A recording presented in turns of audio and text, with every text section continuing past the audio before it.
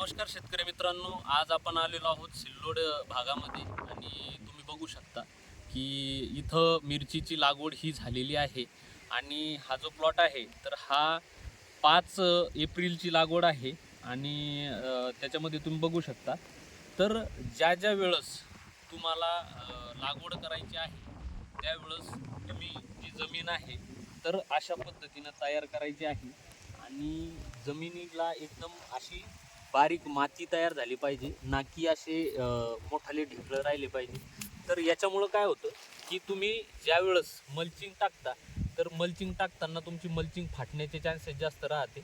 आणि चांगली बारीक जर माती ही तयार झालेली असेल, बारीक जर हे केलेलं असेल तर तुम्हाला मल्चिंग टाकण्यास सोपं जातं.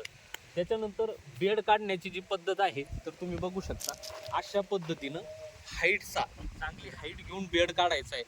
त्याचा फायदा हा असा होतो की ज्या वेळेस जास्त पाऊस पडतो किंवा जास्त पाणी हे आपल्या जमिनीत होतं तर पाण्याचा निचरा व्यवस्थितरित्या तुमच्या जमिनीतून होत असतो. आणि त्याच्यामुळे तुम्हाला बेडची हाईट ही चांगल्या पद्धतीने घ्यायची.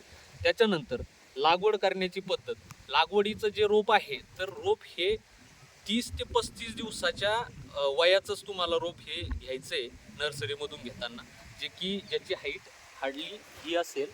आणि लागवड करताना रोप तुम्हाला असं दाबायचं नाही आहे, तर आल्हाद अशा पद्धतीनं उकरून त्याच्यामध्ये रोप हळूच ठेवून त्याला फक्त असं सायलेंटली एकदम व्यवस्थितपणे दाबून फक्त माती लोटायची. तर अशा पद्धतीनं जर तुम्ही केलं तर त्याचा फायदा हा होतो की तुमचं रोप चांगल्या पद्धतीने सेट होतं. तर तुम्ही बघू शकता हे रोप म्हणजे आज तारीख आहे 10 एप्रिल, तर मागच्या 5 दिवसामध्ये हे रोप चांगल्या पद्धतीनं सेट झालेलं आहे. आणि जर आपण बघितलं तर बऱ्याचशा भागामध्ये अगोदर मल्चिंग ही टाकत असतात नळ्या पांगून ठिबकच्या. आणि सिल्लोड भागामध्ये थोडंसं वेगळी टेक्निक हे लोक करत असतात. तर यांची पद्धत थोडीशी वेगळी आहे मिरची लावण्याची. हे लोक अगोदर नळ्या पांगून बेड तयार करून त्याच्यानंतर मिरची लावून घेतात. आणि मल्चिंग ही पुढच्या लागवडीपासून 10 ते 15 दिवसांनी मल्चिंग ही टाकत असतात. त्याचं कारण हे की ज्या वेळेस ते उन्हाळ्यात लागवड करतात तर उन्हाळ्यात लागवड केल्यामुळं काय होतं की ऊन खूप असतं. आणि ज्यावेळेस नर्सरीतून आपण रोप आणतो, रोप हे कमी वयाचं राहतं किंवा नाजूक राहतं. आणि रोप हे नाजूक असल्यामुळं काय होतं, ज्या वेळेस आपण लागवड करतो आणि मल्चिंग ऑलरेडी जर आपण टाकलेली असली तर मल्चिंगमुळं काय होतं की त्या झाडाजवळचं टेम्परेचर हे जास्त होत असतं.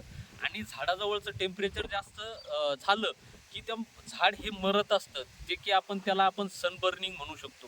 जसं की उन्हाच्या तापमानामुळं झाडाचा खोड हे जळणे, त्याला आपण सनबर्निंग म्हणतो. तर ही यांची पद्धत, यांनी नवीन पद्धत काढलेली आहे आणि त्याचा फायदा त्या शेतकऱ्यांना होतोय. तर अशा पद्धतीनं तुम्हाला मिरचीचं व्यवस्थापन करायचं आहे. त्याच्यानंतर बेसल डोस घेताना बेसल डोसमध्ये आपण काय काय घ्यावं, तर ज्या शेतकऱ्यांना मिरची हे पीक लागवड करायचे आहे त्यांनी बेसल डोसमध्ये जसं की SSP सिंगल सुपर फॉस्फेट, जे की 200 किलो प्रति एकरी. त्याच्यानंतर त्याच्यामध्ये 1846 10 26 26 किंवा 20 20 013 याच्या 2 बॅग जसं की 100 किलो. त्याच्यानंतर त्याच्यामध्ये कुठलंही कीटकनाशक जसं की फर्टेरा असेल, रिजेंट GR असेल किंवा व्हिर्टॅको असेल तर हे घ्यायचं आहे. त्याच्यानंतर एक मायक्रोन्यूट्रियनची किट त्याच्यामध्ये ॲड करायची आहे. त्याच्यानंतर तुम्हाला त्याच्यामध्ये 100 ते 150 किलोपर्यंत निंबोळी पेंट ॲड करायची आहे. आणि एवढं तुम्हाला बेसल डोसमध्ये घ्यायचं आहे. तर अशा पद्धतीनं हा बेसल डोस एकदम चांगल्या पद्धतीनं मिक्स करून तुम्हाला जमिनीला टाकून घ्यायचा आहे. आणि तो व्यवस्थित मातीमध्ये असा दबून गेला पाहिजे खाली, ना की फक्त झाडाजवळ टाकता आला पाहिजे. तर याचा फायदा असा होतो, जर तुम्ही जमिनीमध्ये मातीमध्ये जर त्याला दाबून टाकलं तर मातीमध्ये दाबून टाकल्याच्या नंतर तो व्यवस्थितरित्या तुमच्या जमिनीमध्ये जास्त दिवस अवेलेबल राहतो, ना की उडून जातो. जर तुम्ही फक्त झाडाच्या जवळ जर टाकला किंवा वरच्या वर जर टाकला तर तो बेसल डोस तुमचा अर्धा हवेमध्ये निघून जातो किंवा अर्धा वाया जातो. तर त्यामुळं थोडंसं त्याला मातीमध्ये कालवून व्यवस्थित टाकायचं आहे. त्याच्यानंतर लागवडीच्या 2 ते 3 दिवसांनी ट्रायकोडर्मा 1 किलो, त्याच्यानंतर सुडोमोनस 1 किलो, त्याच्यानंतर 100 ग्रॅम 100 ते 200 ग्रॅमपर्यंत मायकोरायझा हे जे आहे तर याचं व्यवस्थितरित्या 4 तासापर्यंत द्रावण मिक्स करून भिजू घालत ठेवायचं आहे.